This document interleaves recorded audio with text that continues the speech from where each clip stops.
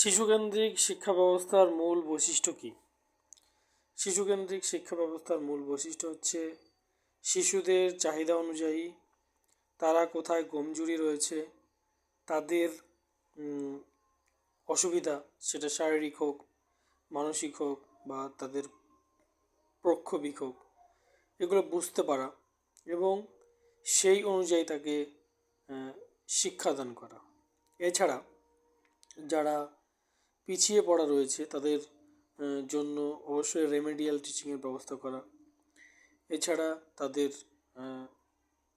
দিক দর্শন অর্থাৎ তাদের যে পথ নির্দেশক হিসেবে কাজ করা, তাদের পুরো কোয়ার্টারলি এক্সাম নেওয়া এবং সর্বোপরি সমস্ত শিশুর সার্বিক বিকাশকে লক্ষ্য রাখা।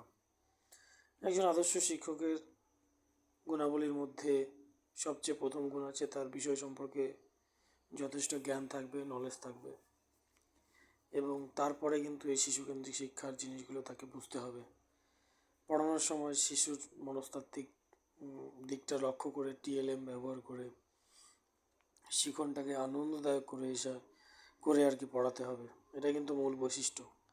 আর এটা যদি ফলো না হয় তাহলে কিন্তু বর্তমান শিক্ষা ব্যবস্থার ক্ষেত্রে এটা একটা মানে ঠিক নয়।